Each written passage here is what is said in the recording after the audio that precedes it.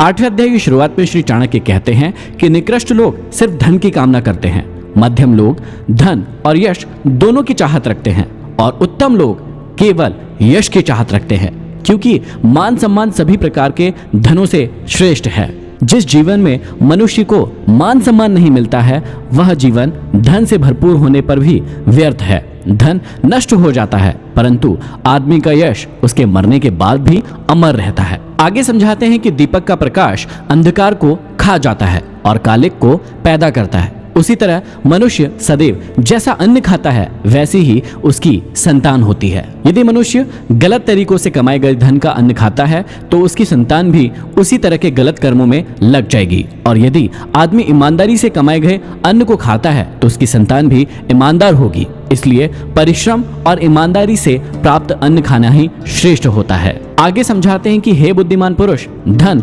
गुणवानों को ही दे, अन्य को नहीं।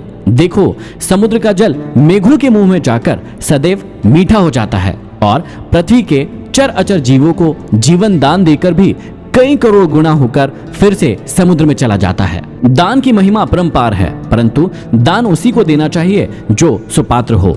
सुपात्र के पास जाने से दान दी गई वस्तु अथवा धन का समुचित उपयोग होगा। दुष्ट के पास जाकर दान की गई वस्तु का उपयोग स्वार्थ से प्रेरित होकर ही हो पाता है। मेघों के पास जाकर समुद्र का खारा पानी भी मीठा हो जाता है और करोड़ों जीवों की प्यास को बुझाता है और फिर से सागर में मिल जाता है। आगे समझाते हैं कि तेल लगाने पर, चिता का धुआं लगने पर, स्त्री संभोग करने पर, बाल कटवाने पर मनुष्य तब तक चांडाल अथवा अशुद्ध बना रहता है जब तक कि वह स्नान नहीं कर लेता। इसलिए हमेशा ध्यान रखें कि इन चीजों के बाद हमेशा सबसे पहले स्नान करें।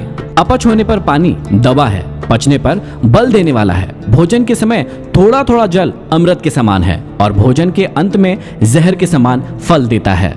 इसलिए हमेशा ध्यान रखें कि भोजन के अंत में पानी ना पिए, या तो भोजन के दौरान थोड़ा थोड़ा पानी पिए या भोजन समाप्त होने के आधे से 1 घंटे के बाद पानी का सेवन करें। बुढ़ापे में स्त्री का मर जाना, बंधु के हाथों में धन का चला जाना और दूसरों के आश्रय पर भोजन का प्राप्त होना, ये तीनों ही स्थितियां पुरुषों के लिए दुखदायी है। यज्ञ ना करने वाले का वेद पढ़ना व्यर्थ है, बिना दान के यज्ञ करना व्यर्थ है, बिना भाव के सिद्धि कभी नहीं होती है। इसीलिए भाव अर्थात प्रेम ही सब में प्रधान है। भाव के बिना कोई भी कार्य संपन्न नहीं होता, अतः सभी कार्यों में आस्था जरूरी होती है। शांति के बराबर दूसरा कोई तप नहीं है, संतोष से बढ़कर कोई सुख नहीं है, लालच से बड़ा कोई रोग नहीं है और दया से बड़ा कोई धर्म नहीं है। क्रोध यमराज की मूर्ति है, लालच नरक में बहने वाली नदी है, विद्या कामधेनु गाय है और संतोष इंद्र के नंदनवन जैसे सुख देने वाला है। क्रोध आदमी को हमेशा मृत्यु की ओर धकेलता है, लालच अनेक कष्टों को जन्म देता है, विद्या मनोवांछित फल देने वाली है और संतोष से आत्म सुख मिलता है। गुण से रूप की शोभा होती है, शील से कुल की शोभा होती है, सिद्धि से विद्या की शोभा होती है और भोग से धन की शोभा होती है। यहाँ भोग से आशय यह है कि धन का उपयोग जब तक सकर्मों के लिए नहीं किया जाता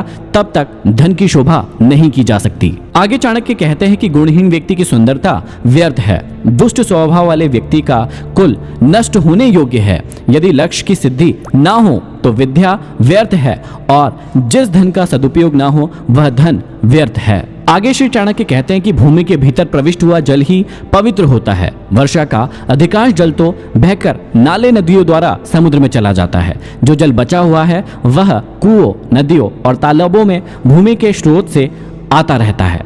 आगे कहते हैं कि लोभ से प्रेरित ब्राह्मण आदर का पात्र नहीं रहता है और महत्वाकांक्षा न रखने वाला राजा आलसी और अकर्मण्य होकर नष्ट हो जाता है। संकोच करने वाली वेश्या ग्राहकों को प्रसन्न न करने के कारण अपना धंधा चौपट कर लेती है और बेशर्म कुलीन स्त्री दूसरों का विषय वासना का शिकार होकर पतित हो जाती है। संसार में विद्वान व्यक्ति की प्रशंसा होती है, विद्वान व्यक्ति ही सभी जगह पूजे जाते हैं, विद्या से ही सब कुछ मिलता है, विद्या ही सब जगह पूजा जाता है। जो व्यक्ति मांस मदिरा का सेवन करता है वे इस पृथ्वी पर बोझ है, इसी प्रकार जो निरक्षर है वे भी पृथ्वी पर बोझ है। इस प्रकार के मनुष्य रूपी पशुओं के भार से यह पृथ्वी हमेशा पीड़ित और दबी हुई रहती है। तो आप जिंदगी में कोशिश करें कि निरक्षर ना बने, अनपढ़ ना बने या फिर पढ़े हुए अनपढ़ ना बने।